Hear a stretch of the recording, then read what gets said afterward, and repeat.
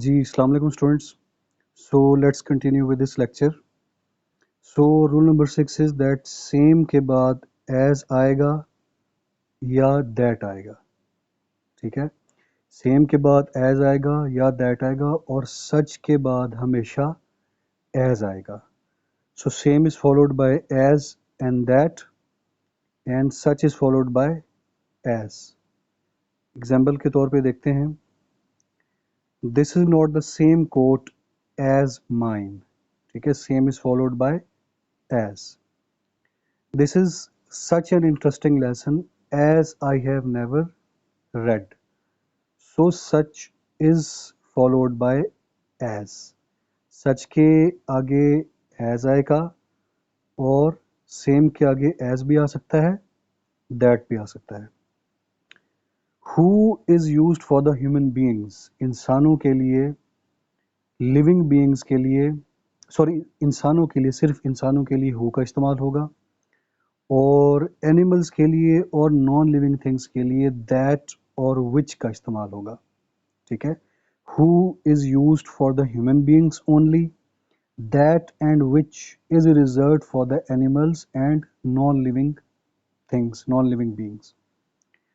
For example, he is the person who help me.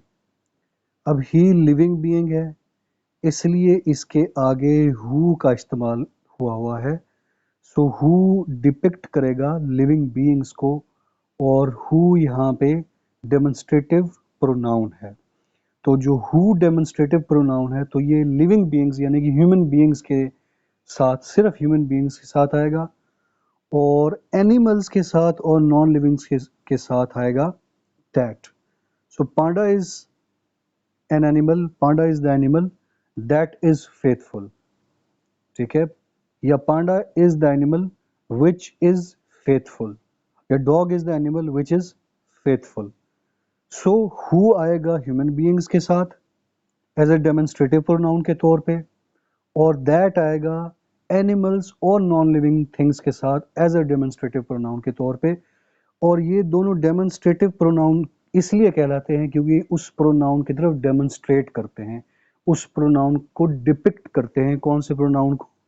यहाँ पे who जो है वो ही को डिपिक्ट कर रहा है, क्योंकि हु जो है वो ही को डिपिक्ट कर रहा है और ही एक प्रोनाउन है, तो ये वर्ड जो है ये ही को डिपिक्ट कर रहा है.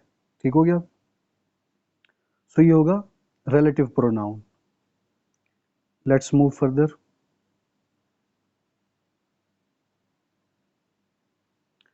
Rule number 7 says that one should be followed till and.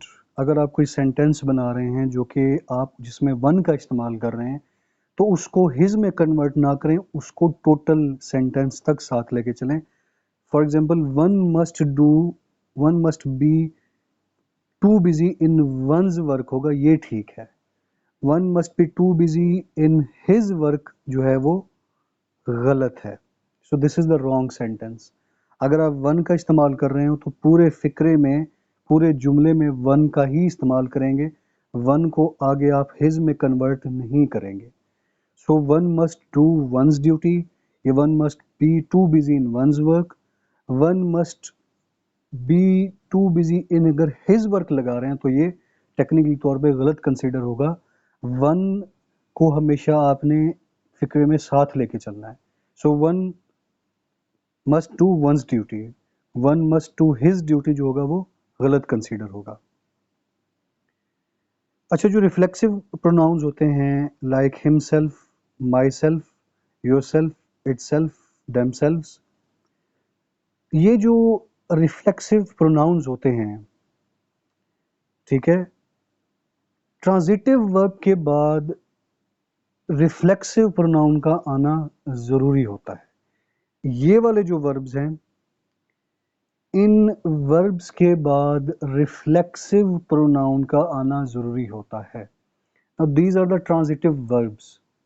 In transitive verbs के बाद रिफ्लेक्सिव प्रोनाउन का होना ज़रूरी होता है, वरना फिक्रा गलत कंसीडर होता है. He availed himself. अवेल जो वो ट्रांजिटिव वर्ब है, अवेल, तो अवेल के बाद हिमसेल्फ का आना जरूरी है, ठीक है। He revenged himself, he enjoyed himself, he resigned himself from the post.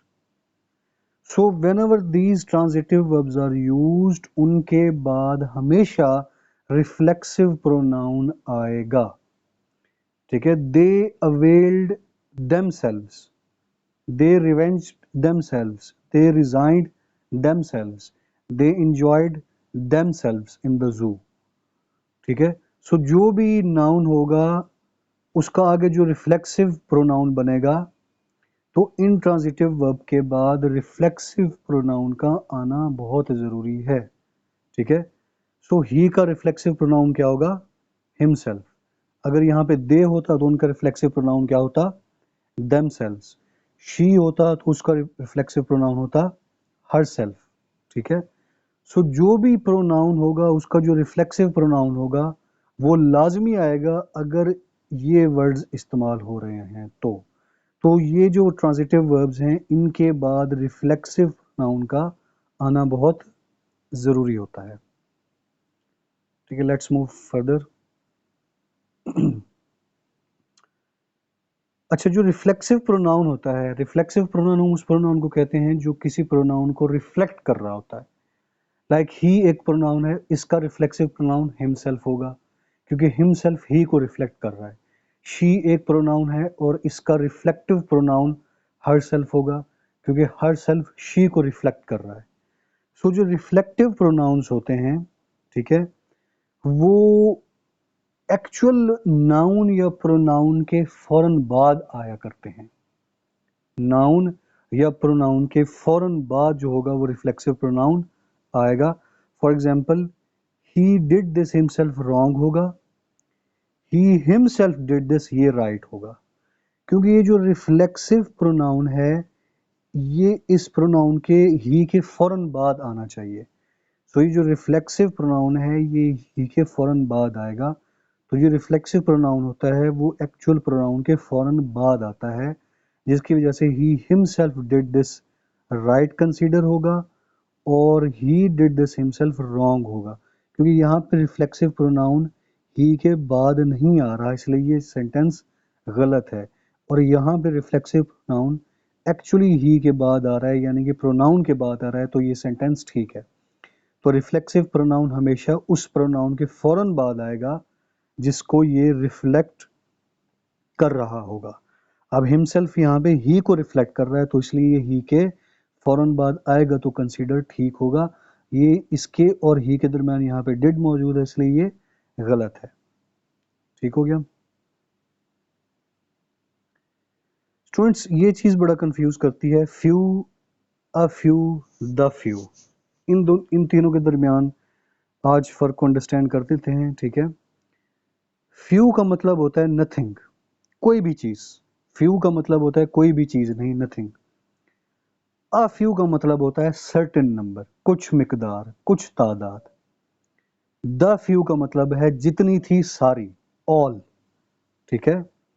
Few का मतलब होता है नथिंग, अ फ्यू का मतलब होता है सर्टेन, कुछ मिकदार, और द फ्यू का होता है ऑल। सो एग्जाम्पल से चीज वाज़ेह हो जाएगी। ही रेड फ्यू नॉवेल्स, मतलब ही did not read any novel. Few का मतलब नथिंग, ही रेड फ्यू नॉवेल्स मतलब उसने कोई नॉवल नहीं पढ़ा हुआ। फ्यू का मतलब nothing. He read a few novels, a few novels का मतलब है टू सर्टेन एक्सटेंट, कि उसने टू सम एक्सटेंट कुछ ना कुछ नॉवेल्स पढ़े हुए हैं, ठीक है। He read a few novels, उसने कुछ ना कुछ नॉवेल्स पढ़े हुए हैं। He read the few novels he had, तो उसके पास जितने भी थे, ऑल, वो सारे के सारे नॉवेल्स उसने पढ़ लिए हैं।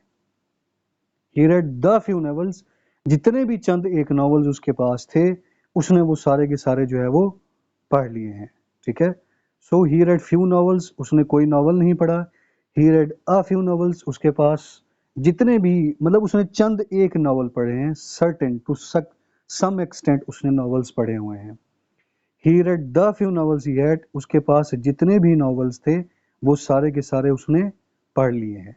ठीक हो गया। सो फ्यू नथिंग को शो करता है, आ फ्यू सर्टेन नंबर को शो करता है, और द फ्यू ऑल को शो करता है। लास्ट रूल देखते हैं। ठीक है। Same goes with little, a little, the little. तो लिटिल का मतलब भी कुछ नहीं, अ लिटिल का मतलब थोड़ा बहुत, द लिटिल का मतलब जितना था सारा। ठीक हो गया। लिटिल का मतलब कुछ नहीं, अ लिटिल का मतलब थोड़ा बहुत, द लिटिल का मतलब जितना था सारा। तो ये few, a few, the few की तरह ये इस्तेमाल होगा। ठीक हो गया। अच्छा, some is used for the positive sentence and any is used for the negative sentence. He bought some gold, क्योंकि ये पॉजिटिव सेंटेंस है तो यहाँ पे सम का इस्तेमाल हो रहा है। और ही did not buy any gold, क्योंकि ये नेगेटिव सेंटेंस है तो यहाँ पे एनी का इस्तेमाल हो रहा है। तो some is used for the positive sentence and any is used for the negative sentence. ठीक हो गया। Some is used for the positive sentence and any is used for the negative sentence. He bought some gold, he did not buy any gold. ठीक हो गया। So students यहाँ पे break लगा रहे हैं, यहाँ से आगे फिर हम नेक्स्ट लेक्चर में इसको कंप्लीट करेंगे। ओके।